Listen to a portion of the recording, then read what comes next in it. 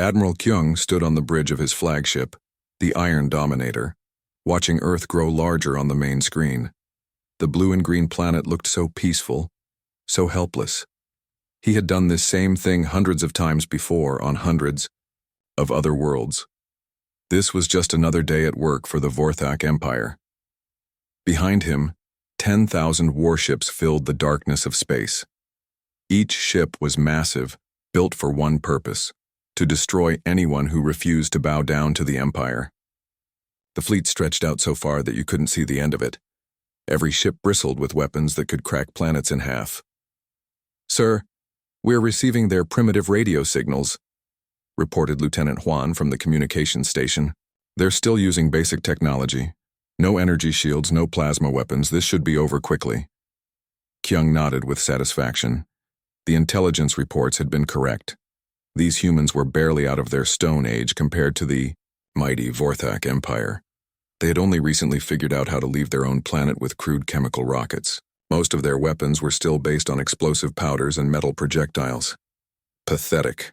Commander Day, Kyung called to his second-in-command, a scarred veteran who had conquered 43 worlds. "Send them our standard message. Give them the usual offer." Day's fingers danced across his control panel. "Message transmitted, Admiral. Standard conquest protocol engaged." The ultimatum was simple and had worked on every world they had ever visited. Surrender completely within 24 hours, become slaves of the Empire, and your people will be allowed to live. Refuse, and every man, woman, and child on the planet would be wiped from existence. It was efficient. It was effective. It had never failed. Kyung walked to the massive viewing window that ran along the front of the bridge. Earth looked so small from here, so vulnerable. He could see the white swirls of clouds, the brown patches of land, the blue of the oceans. Soon, all of it would belong to the Empire. "Any response yet?" he asked. "Nothing from their government. Channels, sir," Huan replied. "But wait, I'm getting something strange. It's not coming from any of their major cities or military bases." "What do you mean, strange?"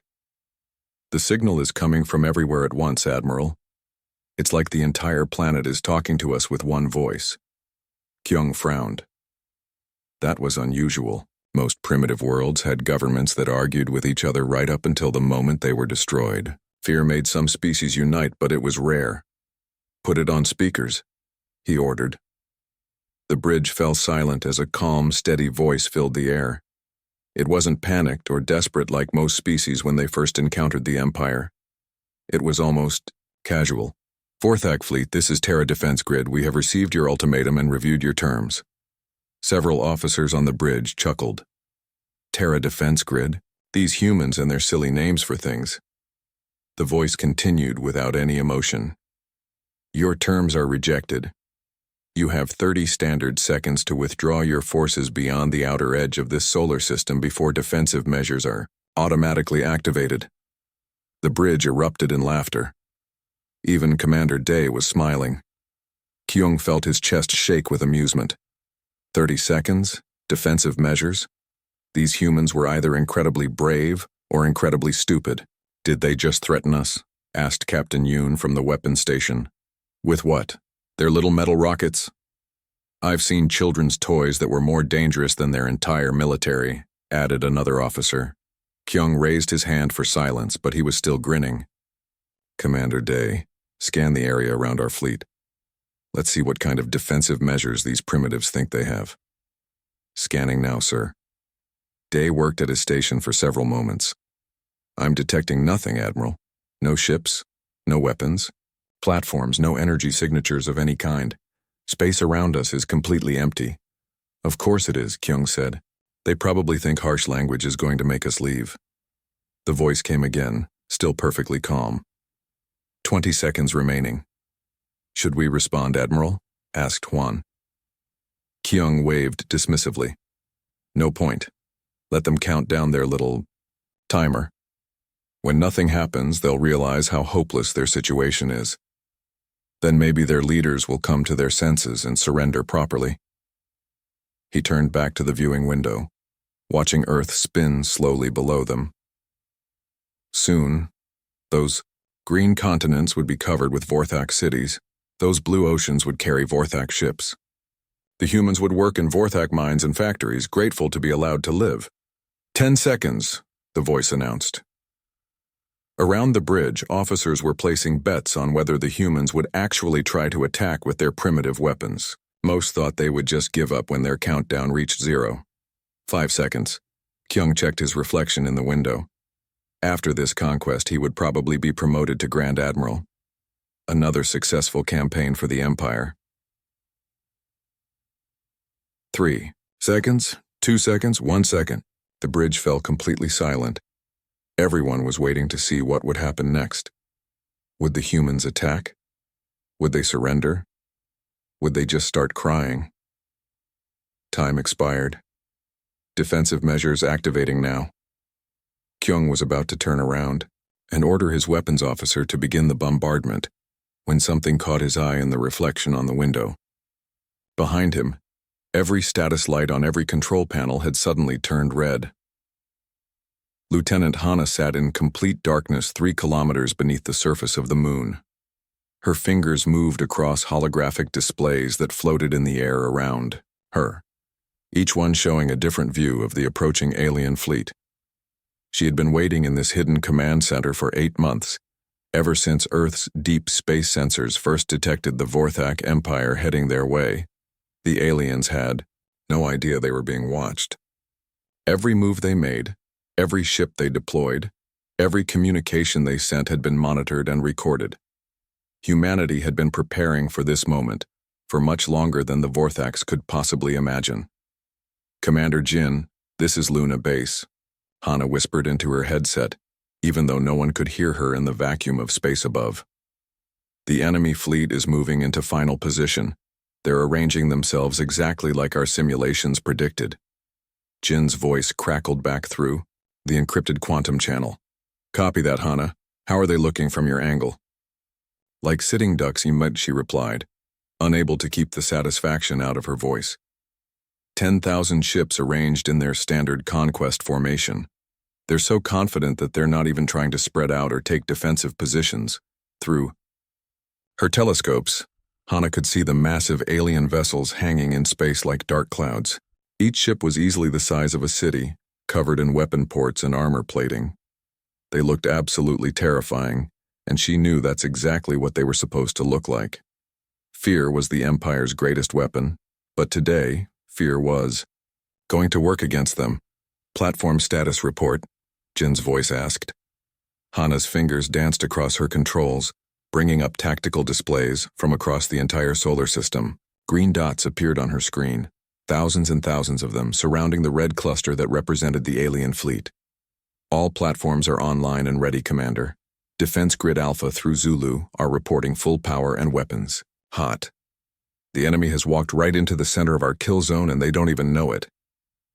She zoomed in on one of the green dots. Platform 7749 was hiding behind a small asteroid, completely invisible to enemy sensors. Inside its armored hull, an antimatter cannon was charging up, ready to unleash destruction that could vaporize anything in its path. Platform 7749 was just one of 8,000 identical weapons hidden throughout the solar system. "Beautiful," Jin said quietly. "Absolutely beautiful. They think they're the hunters, but they've just become the prey." Hana had spent 3 years working on this project, 3 years of her life dedicated to building the most advanced defense network in human history. Every platform had been carefully positioned, every weapon precisely calibrated, every sensor perfectly tuned. The technology involved was so advanced that even most humans didn't understand how it worked. The cloaking system alone was a miracle of engineering. Each platform was wrapped in folded spacetime, making it completely invisible to any known scanning technology. The aliens could point their most powerful sensors directly at a defense platform and see nothing but empty space. How did we even figure out how to bend space like that? Hana wondered aloud. "Same way we figured out everything else," Jin replied. "We had the best motivation possible, survival." That was true. When humanity first detected signs of the Vorthak Empire 15 years ago, it had changed everything. Every nation on Earth had immediately stopped fighting each other and started working together. Every scientist, every engineer, every brilliant, Mind on the planet had been focused on one single goal: making sure humanity survived its first contact with hostile aliens. The results had been incredible. In just 15 years, human technology had advanced by centuries. They had unlocked the secrets of antimatter production, learned to manipulate gravity itself, figured out how to fold space and time. Things that should have taken hundreds of years to develop had been created in underground laboratories, while the world above continued to pretend it was still stuck in the early 21st century. "Platform commanders, this is Luna Base," Hana announced on the general channel. "Enemy fleet is in final position. Begin charging sequences on all weapons systems." Across the solar system, hidden weapons that could crack moons in half began to power up. Antimatter reactors hummed to life. Gravity manipulators started bending reality around them. Singularity torpedoes armed themselves, ready to create tiny black holes that would devour anything they touched. "Charging complete," came the reports from platform after platform. "Weapons ready. Standing by. Locked and loaded. Ready to turn them into space dust." Hana looked at her tactical display one more time. The red dots representing the alien fleet sat perfectly centered among thousands of green dots. It was the perfect trap, and the aliens had walked right into it with their eyes wide open. "Commander Jin, all platforms report ready for immediate firing. We have the enemy completely surrounded. They have no idea what's about to happen to them." "Outstanding work, Hana. Tell me, how long do you think it will take?" Hana ran the calculations in her head. 8,000 weapons platforms, each capable of destroying multiple targets simultaneously, firing at a clustered enemy fleet with no defensive positioning. "Honestly, Commander, I don't think this is going to last long enough to call it a battle. 30 seconds, maybe 45 at the most." "That's what I was hoping to hear. All units prepare for Operation Sunrise. Let's show these aliens what happens when you threaten Earth." The moment the countdown hit 0, the universe exploded into light.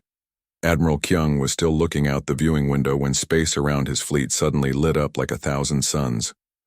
Brilliant white beams of energy appeared from nowhere, slicing through his mighty warships as if they were made of paper. Where seconds before there had been the massive hull of the dreadnought Starcrusher, now there was only empty space and expanding clouds of glowing gas. "What in the name of the Empire is happening?" Kyung shouted, spinning around to face his bridge crew. Every officer was frantically working at their stations, their faces lit by the flashing red warning lights that now covered every surface. The calm, ordered bridge of moments before had become chaos. "Admiral!" Lieutenant Huan screamed from his position. "We're under attack. Ships are being destroyed all across the fleet." "Attack? By what? I don't see any enemy ships." Through the window, another flash of light marked the death of the battleship Iron Fist. The massive vessel, which had destroyed the defenses of 27 worlds, simply vanished. One moment it was there, the next moment it was gone, replaced by nothing but scattered atoms. "Sir, our sensors are detecting energy signatures unlike anything in our databases," reported Sensor Officer Kwan, his voice shaking. "These aren't normal weapons. These are antimatter beams, Admiral. Pure antimatter beams." Kyung felt his stomach drop. Antimatter weapons were theoretical even for the advanced Vorthak Empire. The technology required was so complex, so dangerous that their best scientists had never been able to make it work safely. Yet somehow, these primitive humans were using antimatter like it was as common as laser cannons. "That's impossible," he whispered. "The humans don't have that kind of technology. Our intelligence reports showed they were barely capable of spaceflight." "Admiral," Captain Yoon's voice came through on the emergency channel, filled with panic. "The bone grinder just got hit by something that created a black hole." "A actual black hole, sir. It sucked the entire ship in and then disappeared." "A black hole?" Kyung couldn't believe what he was hearing. That's not possible. No one has that kind of power." But even as he said it, he watched it happen, again. A small point of absolute darkness appeared next to the cruiser, Blood Moon. The massive ship, which weighed millions of tons, was pulled into the tiny black dot like water going down a drain. In seconds, there was nothing left but empty space. All ships evasive maneuvers, Kyung ordered. Scatter the fleet. Get out of formation. Sir, it's not working, came the reply from Captain Minho aboard the Death's Edge. Whatever's attacking us, we can't see it coming. There's no warning, no missile trails, nothing on our sensors. Our ships are just disappearing. Kyung watched in horror as more of his fleet vanished. These weren't just random attacks. Each strike was perfectly placed, hitting vital systems or cutting ships in half with surgical precision. Whoever was doing this knew exactly where to aim for maximum damage. How many ships have we lost? He demanded. I can't keep count, Admiral, Juan replied, his voice barely a whisper. Hundreds, maybe thousands. The attacks are coming from every direction at once. Every direction? But there's nothing out there. Our sensors show empty space. Then our sensors are wrong, sir. Or the humans have technology that can hide from our sensors. The truth hit Kyung like a physical blow. The humans hadn't been caught off guard at all. They had been ready for this. More than ready. They had been waiting for it. Sir, incoming message from Captain Minho, Juan announced. Put him through. Minho's voice came through the speakers, filled with fear and confusion. Admiral, this isn't a battle. This is extermination. These humans, how did we miss this? How did our intelligence get everything so wrong? Kyung sank into his command chair as the horrible realization washed over him. The humans had fooled them completely. All those primitive radio signals, all those chemical rockets, all those crude weapons, it had all been an act, a performance designed to make the Vorthak Empire think Earth was helpless. They've been watching us, he said quietly. All this time, they've been watching us and learning about us. They knew we were coming long before we got here. Sir, don't you see? The humans didn't just happen to have these weapons ready. They built them specifically to fight us. They studied our ships, our tactics, our weaknesses. They've been preparing for this exact moment. Another flash of light marked the death of the carrier Stormbringer. Kyung watched one of his most powerful ships disappear as if it had never existed.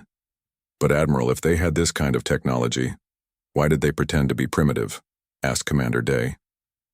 Because they're smart, Kyung replied, his voice filled with a mixture of fear and grudging respect. They let us think we were the hunters so we would walk right into their trap. We arranged our fleet in the perfect formation for them to destroy us all at once. Orders, sir? Kyung looked around his bridge at the terrified faces of his crew. These were warriors who had conquered hundreds of worlds, but they had never faced anything like this. They were used to fighting enemies who were weaker than them, not enemies who were so far advanced that their weapons seemed like magic. How many ships do we have left? Less than half the original fleet, sir, and the attacks are continuing. As if to prove the point, 3 more ships vanished in brilliant flashes of light. Admiral, Juan said quietly, what do we do? How do we fight an enemy we can't see using weapons we don't understand? Kyung had no answer. For the first time in his long military career, he was completely out of his depth. The Vorthak Empire had just discovered that they weren't the most advanced civilization in the galaxy after all. They had found something much, much worse. The slaughter began in earnest. Admiral Kyung gripped the arms of his command chair so tightly, his knuckles turned white as he watched his mighty fleet being torn apart piece by piece. What he was seeing defied everything he knew about warfare, about physics, about what was possible in the universe. A gravity bomb struck the battleship. Terror's dawn. And Kyung watched in horrified fascination as the massive vessel began to compress. The ship's hull, designed to withstand the pressure of deep space and the impact of enemy weapons, crumpled like an empty can being crushed in a giant's fist. Within seconds, the entire battleship had been compressed into a sphere no bigger than a shuttlecraft, so dense that it bent light around itself. By the gods, whispered Commander Day. They're turning our ships into solid metal balls. Another weapon struck the destroyer. Swift death. This time it wasn't a gravity bomb, but something else entirely.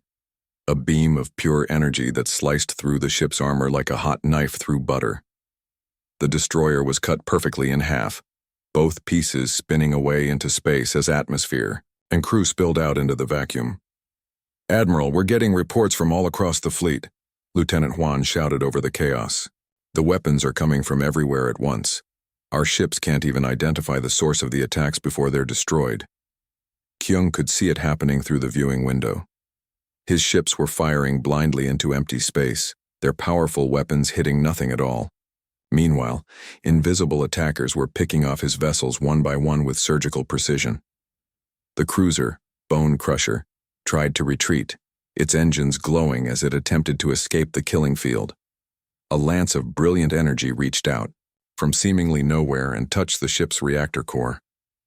The explosion that followed lit up half the fleet, but when the light faded, there wasn't even debris left behind.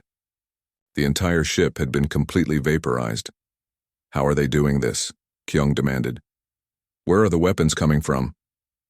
"Sir, our sensors still show nothing," reported Sensor Officer Kwan. "It's like the attacks are coming from ghosts." "Ghosts with the power of gods," muttered Captain Yoon. Communications Officer Yuna suddenly looked up from her station, her face pale with terror. "Admiral, I'm receiving emergency transmissions from across the Empire. You need to hear this." "What kind of transmissions?" "From our occupation fleets, sir. All of them."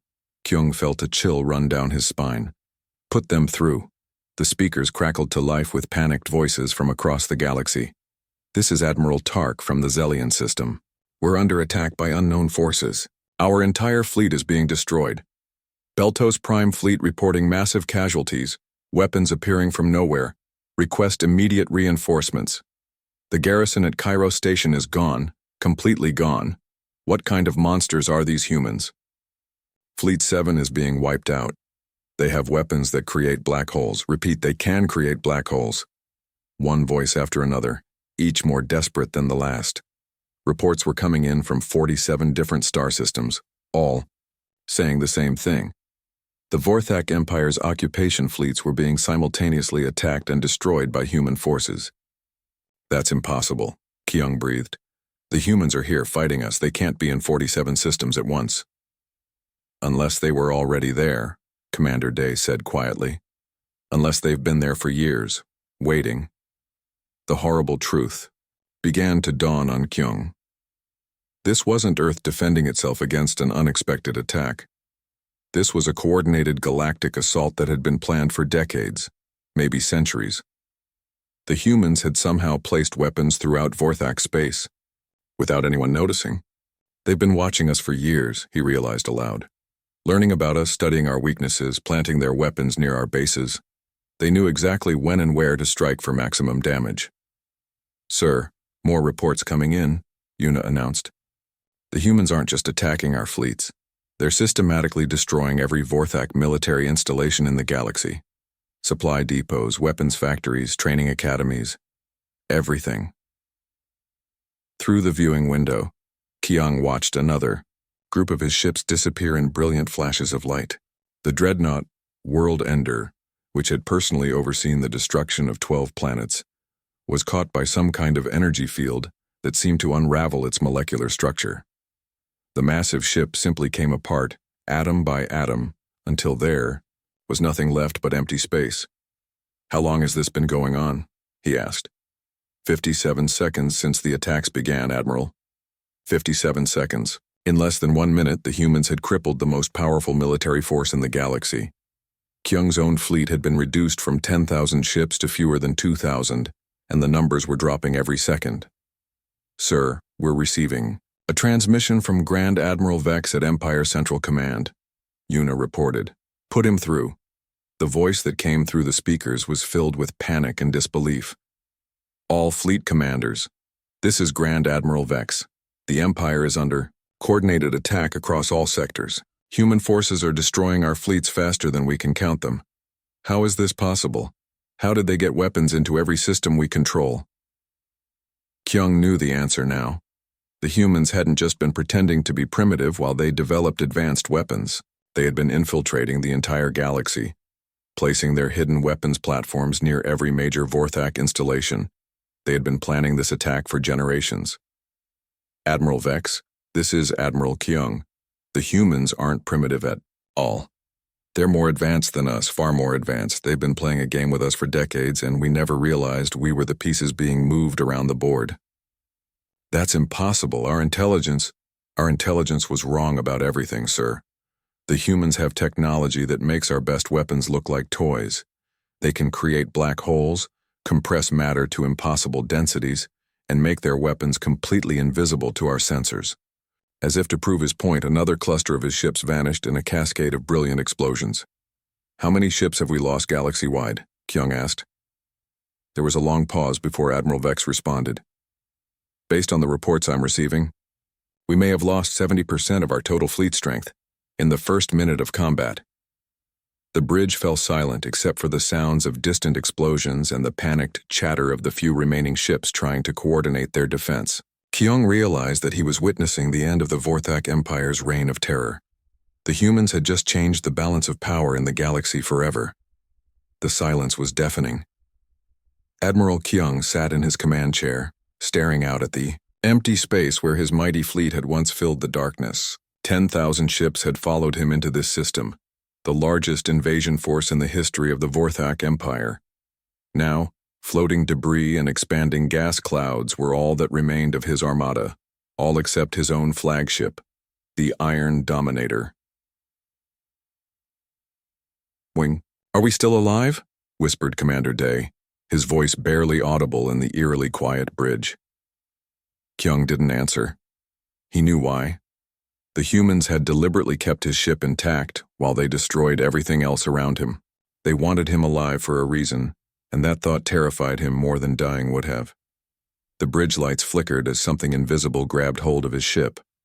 Through the viewing window, he could see Earth growing larger as an unseen force pulled them toward the blue-green world. Whatever technology the humans were using to move his massive battleship, it was doing so effortlessly, like a giant hand picking up a toy. "Admiral, all our engines are offline," reported Chief Engineer Min from the engine room. "Something is overriding our controls. We can't fight it." "Don't try," Kyung said quietly. "We're completely at their mercy now." The same calm voice that had given them the 30-second warning now filled the bridge again. But this time it wasn't coming through their communication system. It was coming from everywhere at once, as if the air itself was speaking. "Admiral Kyung, this is Director Seo of Terra Defense. I trust you are beginning to understand your situation." Kyung found his voice, though it came out as barely more than a croak. "What do you want from us?" "Nothing more than a conversation, Admiral. You've had quite an educational experience in the last few minutes. I thought you might have some questions." "Questions?" Kyung laughed bitterly. "I have 1,000 questions, starting with how you managed to place weapons throughout our entire empire without us knowing. That's a fair question. The answer is time, Admiral. Lots and lots of time. Your empire has been expanding across the galaxy for 800 years. We've been watching you for 750 of them." The number hit Kyung like a physical blow. "That's impossible. Humans have only been spacefaring for decades." "That's what we wanted you to think. The truth is, we've been traveling between stars since before your great-grandfather was born. We've been to every world you've conquered, studied every ship you've built, analyzed every strategy you've used. We know your empire better than you do." Lieutenant Huan looked up from his communication station, his face pale. "Admiral, I'm receiving reports from across the galaxy. Our occupation fleets have been completely destroyed in 47 different systems. Not damaged, destroyed. Every single ship. 847 worlds." Director Seo's voice continued. "That's how many planets your empire has conquered and enslaved over the centuries. As of 3 minutes ago, all of them are free." Kyung felt something break inside him. 800 years of conquest, 8 centuries of building the greatest empire in galactic history, and it had all been undone in less than 5 minutes. "How?" he whispered. "Patience, Admiral. That was our greatest weapon. Not our technology, though. I admit we're rather proud of that, too. Our willingness to wait, to watch, to prepare for the right moment. Your species conquers through violence and fear. We prefer to think ahead. You've been planning this for centuries? We've been planning this since the first time we saw what your empire does to the worlds it conquers. Did you know that humans have a saying? The best time to plant a tree is 20 years ago. The second best time is now. We planted our tree 700 years ago, Admiral. Today we're enjoying the shade." Kyung looked around his bridge at his surviving crew members. These were warriors who had conquered dozens of worlds, but now they looked like frightened children. The reality of what had happened was sinking in for all of them. "What happens to us now?" Commander Day asked. "That depends on you," Director Seo replied. "Your empire is finished. Your fleets are destroyed. Your conquered worlds are free. Your military infrastructure has been eliminated, but the people of your homeworld don't have to suffer for the crimes of their leaders. You're offering us surrender terms? We're offering you a chance to join the civilized galaxy, Admiral. Your detailed star charts will be very useful for our upcoming expansion into former Vorthak territory. We prefer the term peaceful expansion, of course." Kyung almost smiled despite everything. "Peaceful expansion. Is that what you call this?" "This? This was pest control, Admiral. What comes next will be true expansion. We'll be bringing freedom, technology, and prosperity to the worlds your empire oppressed. The difference is that our new colonies will be there by choice, not force." Through the viewing window, Earth was now close enough that Kyung could make out individual continents. The world that had seemed so primitive and helpless just minutes ago now looked different. To him, he could see the lights of cities, the gleam of what must be massive space stations, the organized movement of countless ships. This wasn't a backward planet. This was the center of a galactic civilization that had been hiding in plain sight. People will be offered the same choice as everyone else," Director Seo continued. "Join us willingly, and you'll find we can be generous partners. Continue to believe that conquest and slavery are acceptable, and you'll discover that we can be very thorough enemies. And me, you, Admiral Kyung, are going to help us understand your empire structure so we can more efficiently liberate the remaining oppressed worlds. Think of it as community service." As his ship was drawn into Earth's atmosphere, Kyung realized that the galaxy would never be the same. For 800 years, the Vorthak Empire had been the dominant power through fear and violence. In just 5 minutes, humanity had proven that intelligence and patience could defeat brute force. The age of conquest was over. The age of humanity had just begun. "One more thing, Admiral," Director Seo's voice said as Earth's surface rushed up to meet them. "Welcome to the neighborhood. Try not to cause any trouble.